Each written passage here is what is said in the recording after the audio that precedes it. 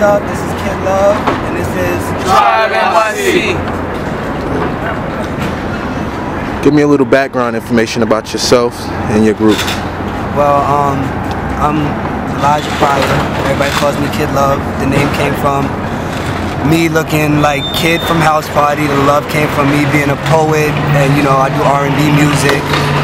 The Tribe is a group of talented individuals ranging from 17 all the way to 23. Basically, we are historians of the golden era of hip-hop. That's where, you know, the style comes from. And more or less, it's not a style, it's a lifestyle. It's like what we do every day, and we don't do it for fun, but we are here to inspire people not to be like us, but make their own footsteps into what they want to do in life. Okay, let me get some names. I'm Mark, everybody calls me Nino. Cooper Marshall, everybody call me Lucky. I'm James Gripper, they call me Chill. Patrick Rose, they call me Mookie. No Raphael, everybody calls me Prince DeVoe. Rudman Ramos, everybody calls me Rome. And what are some of your early inspirations for what you guys do?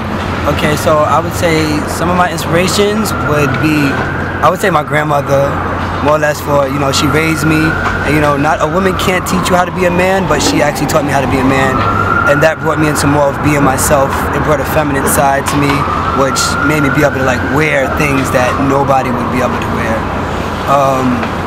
Hip hop also, which would range from Tupac, you know, that's where my poetry comes from. I would say style-wise, I keep my flat top high because of Kid, but I keep it sharp because of Big Daddy Kane. Always get a haircut like every week. I write a lot of my music based on, and my flow is based on, you know, like the Tribe Called Quest, you know, that laid-back native tongue style. So basically, I'm inspired by a lot of, you know, the uniqueness from the golden age, more of like who had their own style and wasn't like, you know, copying or trying to be like somebody else. Because Big Daddy Kane, he had the 3 rhymes in 1 bar. Q-Tip had, you know, that essential, you know, laid back, I want to hear more flow. And Kid and Play, they dance while they rap. So, you know, that's just all the different uniqueness, and that's just what created, you know, the person I am. And what would you like people to know the purpose of you guys are? I would say I want people to notice that. I want people to notice that basically, like, you can do what you want and not be judged about it, because a lot of people don't judge us. They, especially the older people, they understand what we're doing and they always give us props. Like today, a guy was like, "Thank you for bringing it back. Thank you." You know, some people think it's a lost art. You know, a lot of the hip hop is a lost art, but you know, to see it coming back, it's like, yes, you know, there's some faith. So the purpose, I would say, is to innovate the youth, the black youth at that, to know that if they go back and they read and they understand their roots, or basically just the late 80s, early 90s, they will understand that it was a good time for everybody. You had Public Enemy talking about fight the power. You had so many voices, and you know, you can be your own voice as long as you're ready and you're willing to speak. I would say the purpose would to be start an independent movement. Nowadays, every kid wants to fit in and sit into a trend.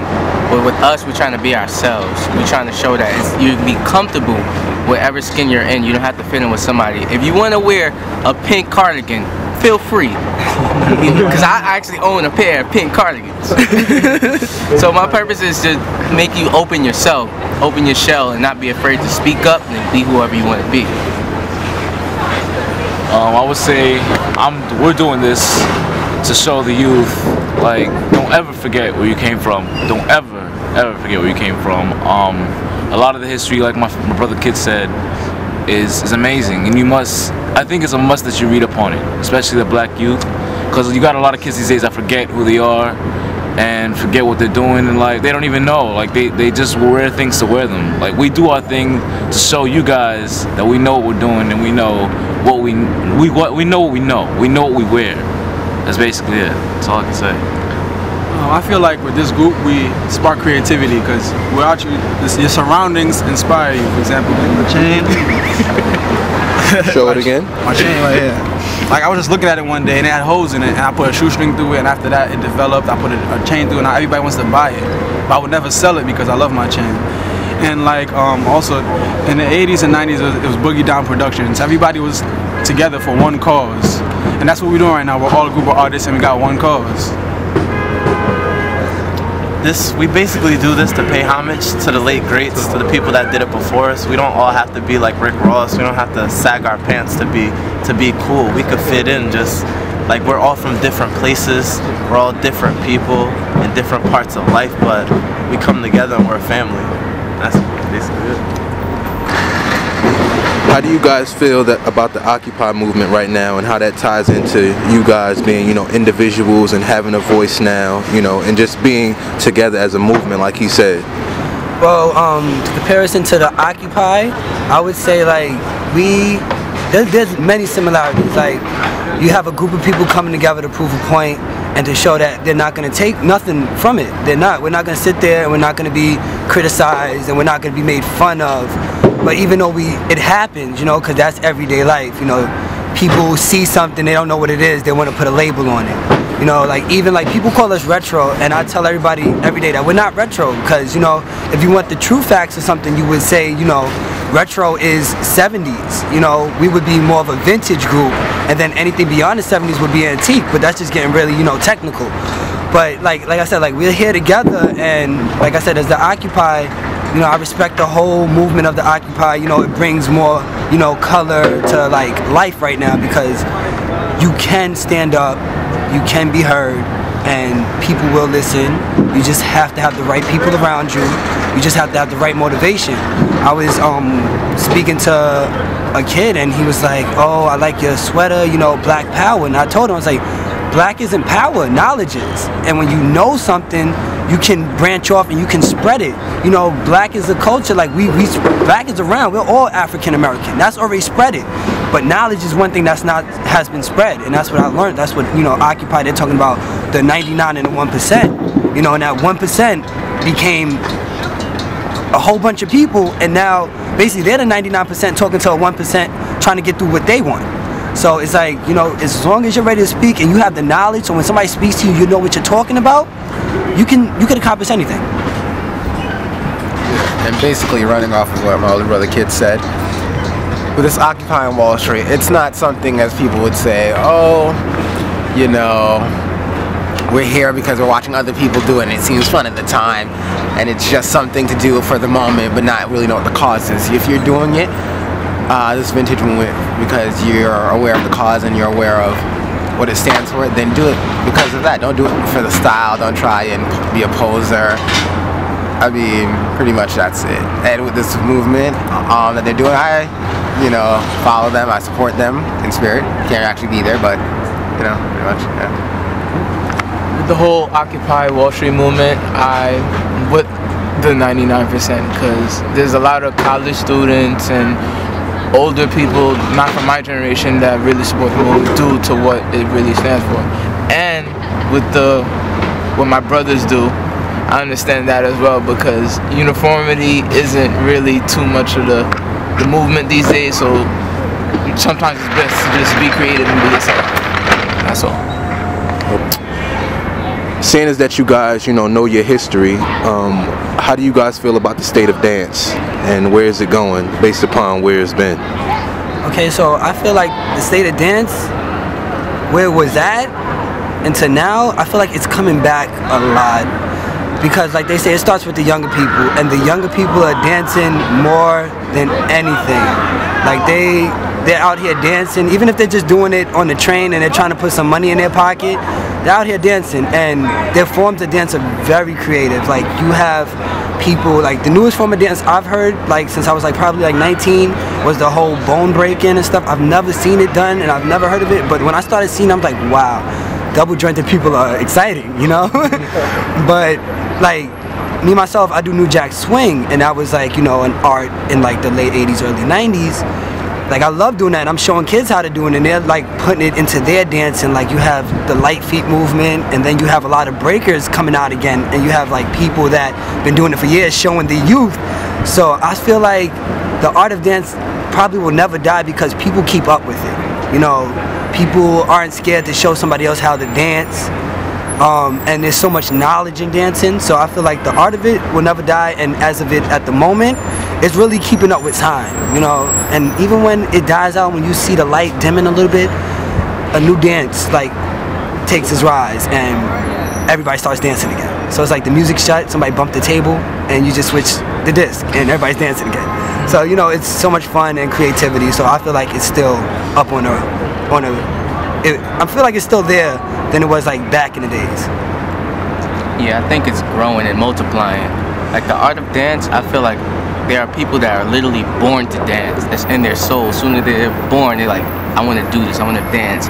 On the commercial side of things, the creativity that the rappers and the poets and whatever create is helpful because it's helping everybody, not just people who are trained to dance, but even your grandma, your mom do it, like the Stanky Leg, the Cat Daddy. There's simple dances, Cupid Shuffle. Simple dances that are creative, fun, taking family events. It's just things that everybody could do and love, enjoy together. I feel like our youth has become more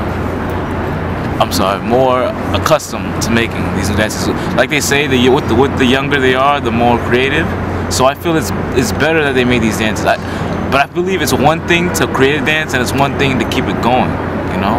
So to get the dance going, I think you should make it more creative. Our time is now. So what we're doing now should be much more creative than what it was, because what it was still goes on now. And some of the dances that are going on now are just dying out. Like you don't see it going on anymore.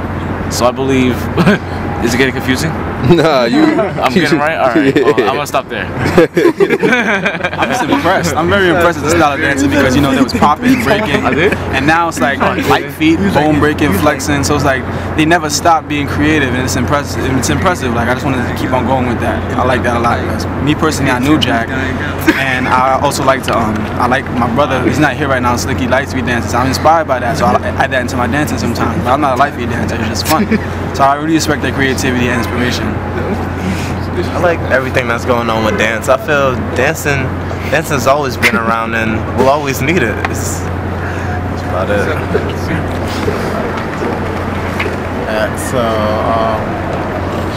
What was the question again?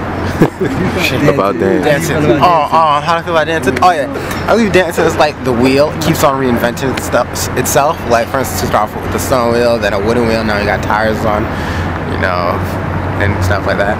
So I believe no matter however it goes on, people will always, it's like technology, people will always find newer and more ways to create it, make it funner, how to style it, even to run off something off my, like for instance the Running Man. I believe that like you see like the dance the reject, how people are, you know, jumping back and forth and doing that, it kind of takes off after the Running Man. So you see people find new ways to reinvent things, and that's one reason why dance will never die.